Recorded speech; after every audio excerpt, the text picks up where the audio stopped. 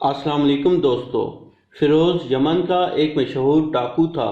وہ آتے جاتے قافلوں کو لوٹتا اور مزاحمت کرنے پر جان سے مار دیتا۔ اس کے لیے یہ ایک معمولی سی بات تھی۔ ایک دن اس نے ایک قافلہ لوٹا تو اس کی نظر ایک کم سن بچی پر پڑی۔ فیروز نے جب اس کے باپ سے دینار چھینے اور واپس جانے لگا تو بچی نے کہا کہ تجھے ایک دن ضرور مرنا ہے۔ اپنی عمر کے حساب سے بچی نے بہت بڑی بات کہی تھی۔ اس کی یہ بات فیروز کے دل پر اثر کر گئی۔ فیروز نے اسی وقت یہ پیشہ چھوڑنے کا فیصلہ کیا۔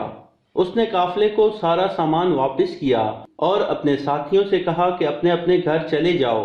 جب سب ڈاکو اپنے گھر چلے گئے تو فیروز ایک مسجد کی طرف روانہ ہوا اور کئی گھنٹے مسجد میں اپنے گناہوں کی معافی مانگتا رہا۔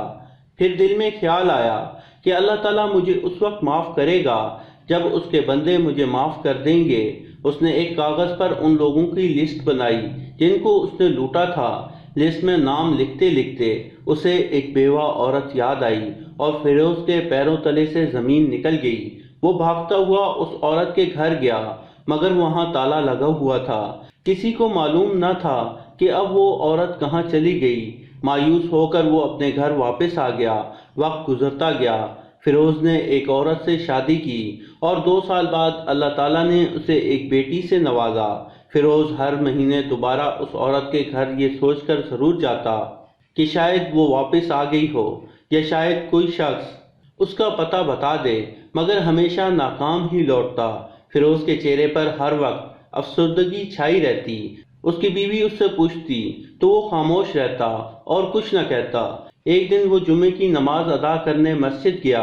امام صاحب نے کہا کہ زنا ایک قرض ہے۔ جس نے بھی یہ زنا کیا اسے دنیا میں ہی یہ ایک قرض کے طور پر واپس کر دیا جائے گا۔ یہ سنتے ہی فیروز کے چہرے کا رنگ زرد ہو گیا۔ وہ واپس گھر آیا اور زور زور سے رونے لگا۔ وہ کبھی اپنی بیٹی کی طرف دیکھتا تو کبھی اپنی بیوی کی طرف، مگر وہ کسی کو کچھ بتا نہیں سکتا تھا۔ بس اس نے اپنی بیوی سے اتنا کہا کہ تم اپنے گھر سے باہر نہیں نکلنا اور نہ ہی میری بیٹی کو باہر جانے دینا۔ وہ جب بھی گھر سے باہر جاتا تو تالا لگا کر جاتا۔ وہ حد سے زیادہ ڈر گیا تھا۔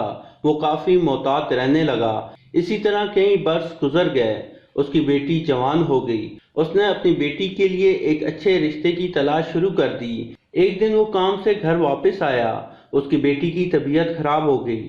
دونوں میاں بیوی اسے حکیم کے پاس لے گئے۔ حکیم نے فیروز کی بیٹی کو جب دیکھا تو اس پر ہوس غالب آ گئی۔ اس نے فیروز اور اس کی بیوی سے کہا کہ مجھے تنہائی میں اس لڑکی کا علاج کرنا ہے۔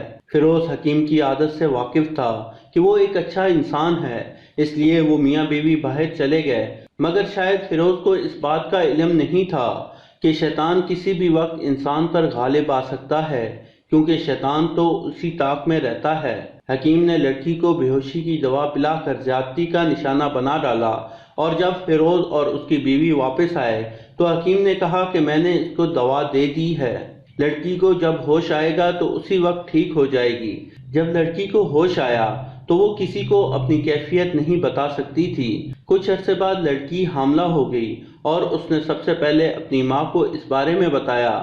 لڑکی کا ایک اچھے گھر میں رشتہ ہو چکا تھا، مگر بدقسمتی سے جب وہ لڑکی کو دیکھنے آئے تو لڑکی کو حاملہ حالت میں دیکھ کر نہ صرف رشتے سے انکار کر دیا بلکہ فیروز کو پورے علاقے میں بدنام بھی کر دیا۔ فیروز تلوار لہراتا ہوا اپنی بیٹی کو مارنے آیا اور کہا کہ کس کے ساتھ تو نے منہ کالا کیا؟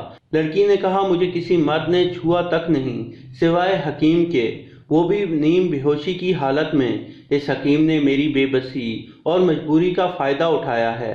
فیروز اس حکیم کی طرف بھاگا تو وہ گاؤں چھوڑ کر کہیں جا چکا تھا۔ فیروز ادھر ہی زمین پر بیٹھ گیا اور رونے لگا۔ جب وہ گھر واپس آیا تو اپنی بیٹی کے پیروں میں گر گیا۔ فیروز کی بیوی نے اسے سنبھالا اور کمرے میں لے گئی۔ فیروز نے بیوی سے کہا مجھے میرا قرض آج واپس مل گیا۔ فیروز کی بیوی نے کہا کہ میں آپ کی بات کا مطلب نہیں سمجھی۔ فیروز نے کہا کہ آج سے 25 سال پہلے میں اپنے آدمیوں کے ساتھ ایک بیوہ کا گھر لوٹنے گیا۔ ہم نے اس کا سارا زیور لوٹ لیا۔ پھر میں اس عورت کی طرف بڑھا۔ وہ مجھے اللہ کا واسطہ دیتی رہی مگر میں باز نہ آیا اور اسے زیادتی کا نشانہ بنا ڈالا۔ میں اس پر بھی نہیں رکا۔ میں نے اپنے آدمیوں سے کہا کہ تم بھی اپنی خواہش پوری کر لو۔ وہ بیوہ کچھ عرصے بعد حاملہ ہو گئی۔ ذلت سے بچنے کے لیے اس نے خودکشی کرنا چاہی، لیکن پھر اس نے سوچا کہ اپنی جان کے ساتھ ساتھ اس بچے کو کیوں قتل کر دوں۔ وہ بھاگتی ہوئی شہر کے عالم کے پاس گئی اور کہا کہ ایک جھوٹ بول کر میری پردہ پوشی کیجیے۔ عالم نے کہا کہ کون سا جھوٹ بولوں؟ تو بیوہ نے کہا کہ میرے بطن میں ایک ناجائز بچہ ہے جو زبردستی زنا کی صورت میں وجود میں آیا۔